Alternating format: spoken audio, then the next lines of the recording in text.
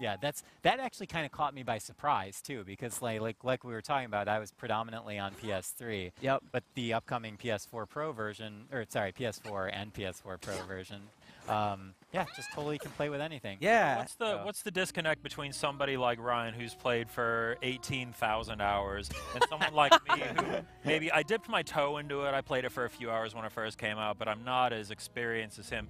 Could I like join a game with him, and we'll be able to play well together? Yeah, 100%. This game is very accessible to like all players. So you can just button mash your way through, or if you want to get really into the tech, there's a lot of depth to the fighting system. Plus, all the characters have their very own unique fighting styles. So if you want just a basic fighter, just go through. All you need to do is smash things. You can do that, or if you want to be very precise in your attacks, there's that elves, long range, short range. It's whatever playstyle you want.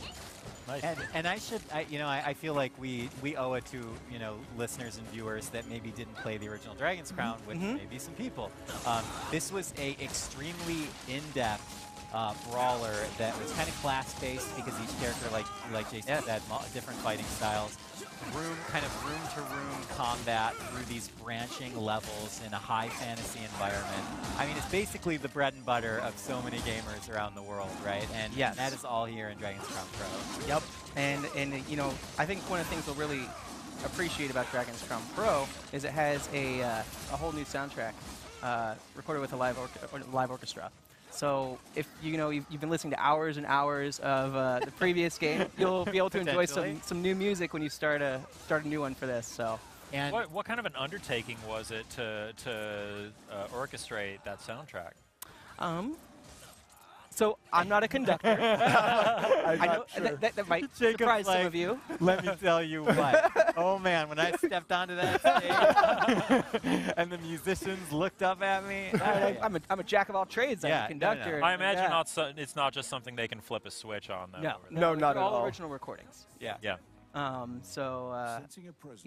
would say. So there's that. Yeah, so there's that. I would say, however, they go from composition to laying out all the instruments. I do want to mention for anyone who's new to the series, you actually have multiple paths every time you play through this game. So each area you go to, you can go A or B route, but you can also find secret areas and extra bosses within those routes. So right now we're actually getting to a branch in the story.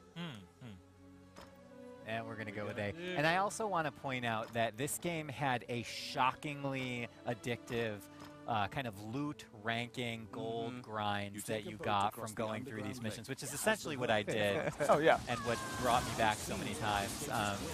There's just so much to do in each branch of each level. And not to mention all the quest fighter, I think. And I think that's probably what brought you back so many hours. Oh, yeah. Completing all the quests, because you actually unlock all the gorgeous art by Kamatani as you go through. Every time you complete a quest, you get a new splash image that it's all beautiful. And all those have lore written right, for them yeah, exactly. as well, which is so great. Let's talk about the one where she basically this lady boils alive a bunch of thieves or something. I forgot the specifics, but hey, it's great, very disturbing, but hey, good on that lady for doing that, all those nasty thief men. I think that those are some of the things that people really love about Vanillaware when they put that into their games. When you look at the games that they make, you can really see the passion and sort of the care that they put in towards them. So. No, there is no prouder human being on the planet than the fighter riding a giant saber. Tiger, monster, panther? I don't know what that is, but it's saber-tooth something. It's on my bucket list. I know that before I die, I want to ride a giant. You want to wield that full armor. You got to get that armor made first, right? Do you have that back at the office? Pieces, probably. Pieces of it, yeah. We do actually. It's funny. We do have some cosplayers in the office. One of them is actually playing the game right now. She could probably tell me how I might be able to get that on. Do any of the characters from this? Or no? I don't know. No, find out. We have not done any Dragon's Crown cosplay yet. Yeah, but yeah, we have several cosplayers in the office. I'm sure who could teach me how to maybe make that suit of armor so I could ride the tiger. And then you come in as the giant saber-tooth. That's right. maybe for the next show. Halloween costumes, right? So you just have this giant mount, but the little bitty legs on the side of your hips. Right. I don't know. Archer's kind of, that's kind of my thing. The animation is so beautiful. Look at the way the boat is kind of tilted. Oh, it's ridiculous. Yeah. Justin, do you tell our guests about the weird thing I do with picking a character? I was going to bring that up. Because that plays into this game hugely. So Ryan, this is the first time you ever described this to me. Ryan is a madman, and he has this thing where he will decide what class he wants to play the most, and then he will deny himself of that class until he does everything else. Or if there's a certain type of way to play a game, or if there's a certain experience that he's really looking forward to it, he will save it until the very end when he's done literally everything else there is to do. And he never ends up getting to the thing that he wants to do. That really, does happen sometimes. Really big on delayed gratification then. Yeah, right? I am big on having something to look forward to. So when I boot up Dragon's Crown, I'm like, oh man, wizard, sorceress, maybe like the Amazon, they all look awesome. I'm gonna play the fighter, and I just like roll in with the character I would probably not pick first, and then I ended up playing him for like all that time. I don't think I ever played another character in my entire Dragon's Crown Oh experience. man, my goodness. You're missing out on some dwarf throwing enemies, man. That's Dude, amazing. I know. So after you've done that, have you found that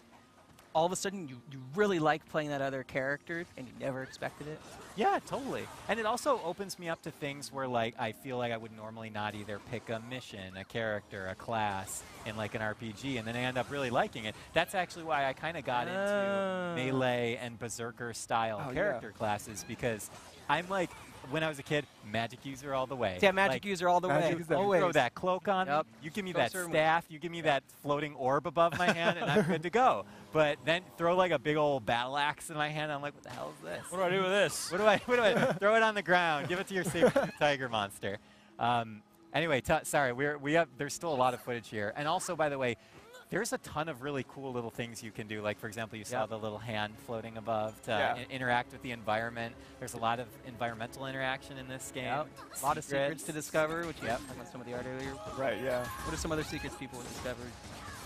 I mean, that's it. There's a lot of, like I said, a lot of bosses. It's actually part of the cooking mechanic. You have to go and hunt these rare monsters just to have ingredients so you can make, like, the most powerful food. Give yourselves a leg up. Then it gives you a rank or bonus of something. Right, it also gives you stats for the next next Makes level. it easier to get better ranks, to get better loot, to go on more hunts. Yeah, one really cool thing, your treasures get better as your adventure goes. But you can string your adventures along. You don't have to go to one area then back to town. You can just keep adventuring. You can actually collect a lot of the items that are key to the game in one run if you want to risk. You're good. Yeah. And you have a little luck on your side, maybe.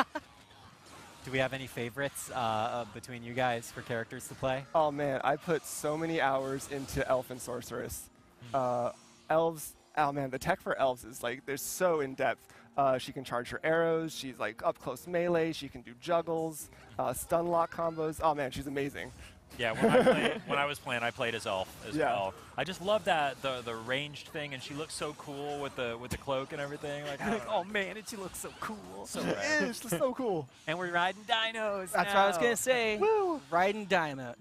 Riding dinos. What is this? Horizon Zero Dawn over here? Come on. So, gentlemen, before as we get, I think are we coming up on the boss? Yeah. That's it. We got the gazer. Yes. Yeah.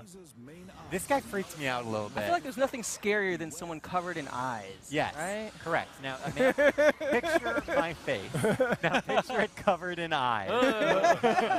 Yeah, you don't like that one bit. So to reiterate, Dragon's Crown Pro, you said it's coming what time? Spring 2018. Spring 2018. Yeah. Pre-orders are up now. People want atlas.com/Dragon's Crown. Ooh, Jacob, it's like you've done this before. It's like I have. Yeah. 4K support on PS4 Pro, which, that there is an argument for that 4K TV right there, man. Well, I think the most impressive thing here, and the thing that's actually probably going to get me to go back and pick this up, is the cross-save support with the PS3 and Vita versions of the game, so I don't feel like I lost that progress that I put into it before. I mean, for my part, that's a big selling point, because if I put in a dozen hours, but I didn't necessarily make it all the way, and now I want to pick up my game, I don't have to redo everything I've already done. I mean, sorry, I didn't cut you off. Pick it up right where I was. Yeah. Are you able to talk about like what that support looks like? Is it as simple as me going to my PS3 game and like uploading or something? Do you know what that's gonna look like? There's going to be a cross-save option. Okay. And then you just go there, upload it, and you get it on your PS4. Even I could do it. Yeah, all right. Super simple. Before we let you guys go, do we have any final thoughts or things that you feel like let's say someone that's never played Dragon's Crown before, what is the thing that is going to get them into this game? Well, one thing I definitely want to make sure I mention is, for those who, whether you like the Japanese voices or the English voices, this is dual audio in it. So both are there. If you're in Europe and you're like, oh, I just wish it was in something besides English, well, there's text in this game. It's going to be localized in French, Italian, German, Spanish. Awesome. We definitely are committed to the European market. We want to make sure that they can enjoy these games. Awesome. Look at you guys. That's not easy, throwing all the languages on there. So I mean, it's a lot of work. I'll let your team beat this boss before we end the set. Yeah. Hopefully we can get some Wham! cooking going on. What's that? Hopefully we get some cooking going Okay, on. wait. If we can get to a cooking segment at the end of this, It's random, Treasure so rank hopefully S. we... let's see. Nice. Are we gonna get? Oh, man, look at Go. Man, they went to work. They've played this game for a Continue. few hours. Show me a cooking scene. No. No? No. All right. Well, we tried. You'll Thanks, have to see it for everybody. yourself in spring Yeah. 2018. Spring 2018. All Jacob, Jason, thank you, gentlemen, so Thank much. you. Any final thoughts for our audience? No,